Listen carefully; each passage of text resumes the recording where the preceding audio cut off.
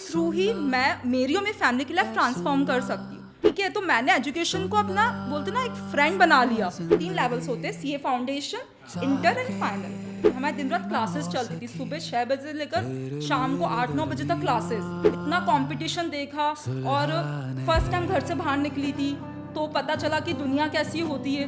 और you won't believe, मैंने वो दोनों ग्रुप फर्स्ट अटेम्प्ट में क्लियर कर लिए थे। एक ग्रुप में 400 मार्क्स का रहता है, ठीक है, तो हमें 200 मार्क्स लाने रहते हैं।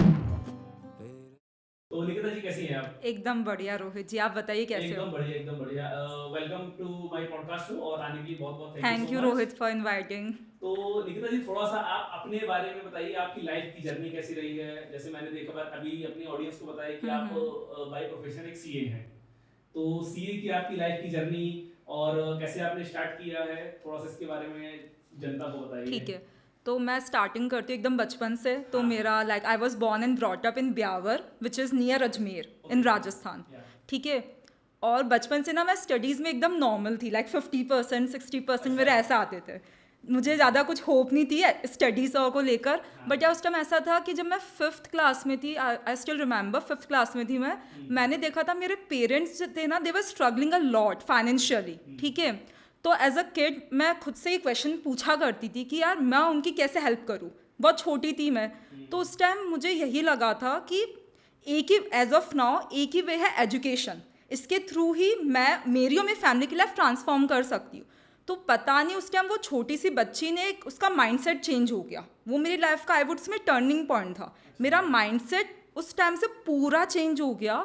और जिस बच्चे के 5th क्लास तक 50-60% आते थे, उसने क्लास में 3rd रैंक लेकर आई थी विथ 80+%। ठीक है, और ये तो नहीं रोहित, इसके बाद पता है क्या हुआ? Through out 12th first rank. अरे वाह! और मैंने स्कूलिंग भी बल्कि चेंज करी थी। आप सोचो जस्ट कैसे हुआ, just because of shift in mindset. Okay. ठीक है, तो मैंने एजुकेशन को अपना बोलते ना एक फ्रेंड बना लिया। मुझे बुक्स मतलब मैं हमेशा पढ़ती रहती थी कुछ ना कुछ।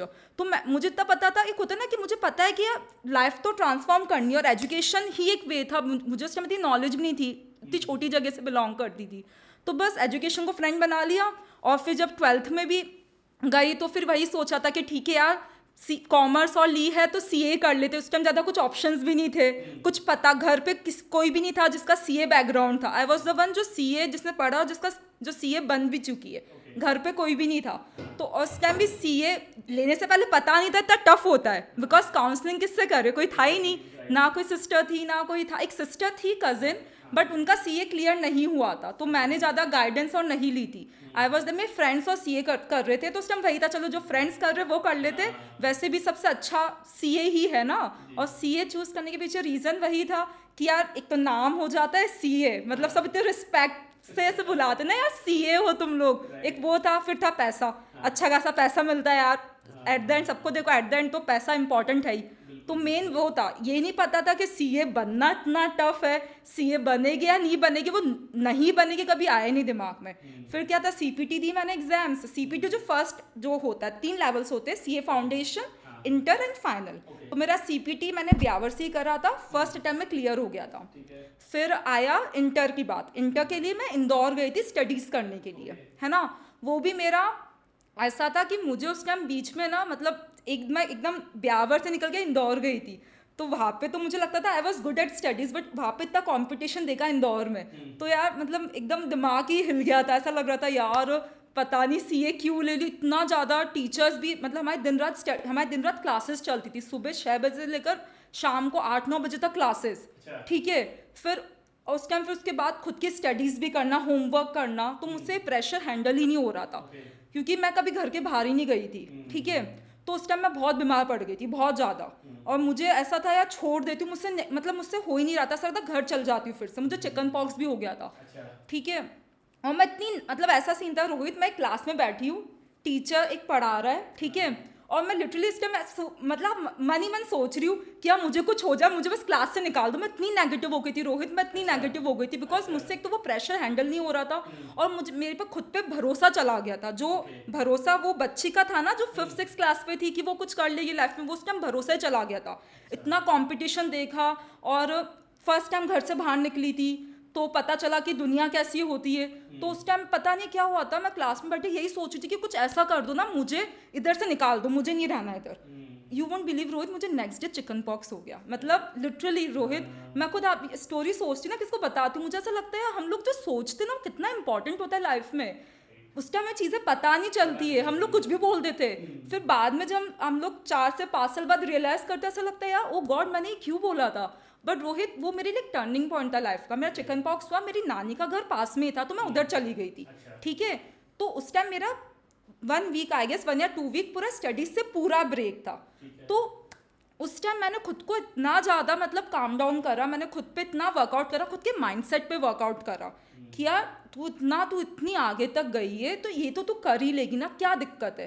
तो उसके बाद मैं बहुत पॉजिटिव हो गई, मैं फिर से आई। उसके बाद ये हुआ था मैंने टेंशन लेना छोड़ दी थी।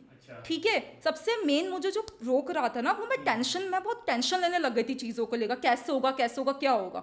उसका मैंने टेंशन लेना छोड़ दिया।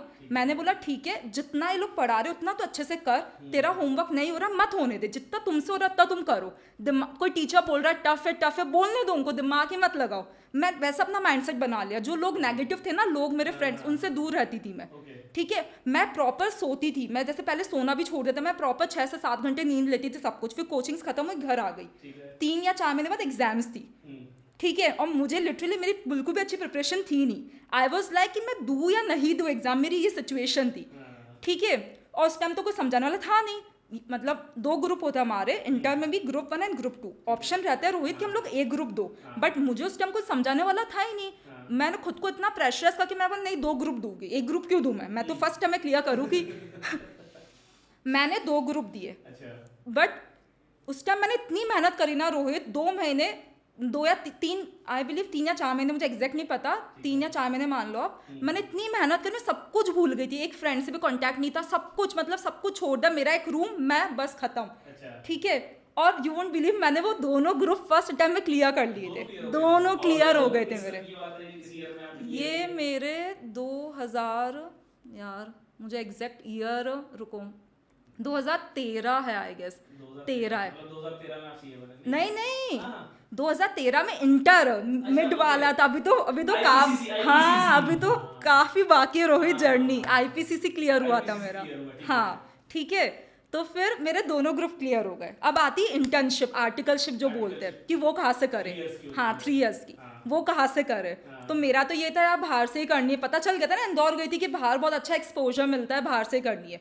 तो उस टाइम नॉलेज तो कुछ थी नहीं, आपको मैंने बताया। ठीक है, तो मैंने क्या करा, सीवी बनाया अपना जितनी भी नॉलेज थी उसके बेसिस पे, और मतलब सर्च वर्च करा गूगल पे कि कहाँ पे अप्लाई कर सकते। सबकी मेल आईडी जो मिली सबकी साइटों पे गई मैंने सबको मेल वेल कर दी सीवीज खुद से, बिना किसी गाइडेंस से। कुछ पता नहीं था। मेरा ये था कि इंदौर नहीं मुंबई ट्राई कर सकते हैं, अहमदाबाद ट्राई कर सकते हैं, जयपुर, जो भी थे मैंने बहुत मेल करे थे। कॉल कर रही हूँ मैं, जो भी कॉल मतलब रिस्पॉन्ड ही नहीं आता है। बहुत मेल कर, मैं सोच रही थी 1-2 हफ्ते तक कुछ तो आएगा, कुछ भी नहीं आया रोहित, किसी का कोई रिप्लाई नहीं आया। ठीक है, फिर मैंने क्या करा यार कि हार तो माननी नहीं है, लिस्ट उठाई, पापा के साथ चली गई अहमदाबाद। एक लिस्ट थी ठीक है कि इधर उधर जाना है, चली गई अहमदाबाद। पापा भी चले गए, चल बेटा मुझे क्या है। वहाँ पे हम लोग गए ऑफिसेज में। एक तो रोहित क्या होता है ना, जैसे रिजल्ट आता है ना तो बहुत एक आपके पास आई बिलीव बस 1 या 2 महीने ही होते हैं आर्टिकलशिप ढूंढने के लिए, अदरवाइज वो आपकी विंडो बंद हो जाती है। अगर आपने उस टाइम नहीं ढूंढी ना, आपका अटेम्प्ट खिसक जाता है। तो एक टाइमलाइन होती है। कंपल्सरी है? हाँ कंपल्सरी है। मतलब बिना आर्टिकलशिप के मैं सिर्फ सीए फाइनल एग्जाम दे दूं? नहीं आर्टिकलशिप इज मैंडेटरी। ठीक है, तो मेरा ये था कि अगर मैंने टाइमलाइन दूर बात चल मतलब मेरा अटेम्प्ट किस साथ जाएगा। समझो मेरा अटेम्प्ट फर्स्ट अटेम्प्ट में May 16 था मेरा। अगर मैं उस टाइम नहीं करती ना आर्टिकलशिप का रजिस्टर, तो मेरा वो November 16 हो जाता। अब वो अटेम्प्ट किस साथ जाता है, एक डेडलाइन होती है, आप ये मान लो। ठीक है, तो मतलब सब ये बोलते कि आप मतलब हम लोग गए थे तो हर जगह रेफरेंस चाहिए थी, जो मेरे पास थी नहीं।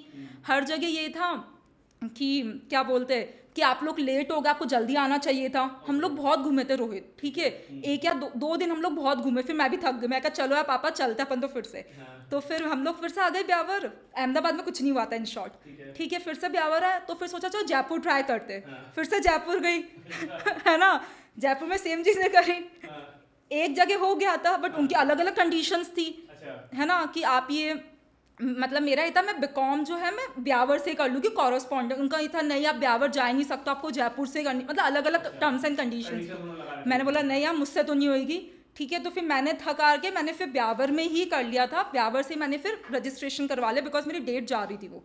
तो मैंने फिर आर्टिकलशिप ब्यावर से करी। अब उस टाइम मैं फिर से नेगेटिव हो गई बिकॉज मेरा उस टाइम मेरा माइंडसेट ये था यार अगर आर्टिकलशिप ढंग की नहीं हुई ना तो मैं सीए कर लूँगी बट मेरी जॉब कैसे लगेगी, मेरा ये माइंडसेट बन गया था। तो उस time Rohit you won't believe मेरे 5 से 6 महीने फिर से मैं एकदम डिप्रेस्ड हो गई थी, किसी से बात नहीं करती थी मैंने पता नहीं बहुत ज़्यादा खुद को डीमोटिवेट हो गई थी, बहुत ज़्यादा हो गया था मेरा। हाँ वो तो चल ही रही थी, ठीक है। आर्टिकलशिप के साथ हमें सीए फाइनल की स्टडीज़ भी करनी पड़ती, but after I would say 1 साल के बाद, मतलब आर्टिकलशिप 3 साल की आर्टिकलशिप होती है, 3 साल के बाद आपका अटेम्प्ट रहेगा, 2.5 साल के बाद आपका अटेम्प्ट रहता है। तो वो जर्नी मतलब आपकी क्लासेज और आर्टिकलशिप साइड बाय साइड चलती रहती है, वो मेरी भी चल रही थी। बट आई वुड से कि मैं बहुत मतलब नेगेटिव हो गई थी, ठीक है। फिर मैंने बोला यार ऐसा तो काम नहीं चलेगा। फिर मैं बहुत सारा रिसर्च और करती थी कि जिसकी आर्टिकलशिप अच्छी नहीं थी वो लोग अच्छी जगह गए हैं, जिनकी जॉब लगी अच्छी, मेरा दिमाग में वही सब चलता था।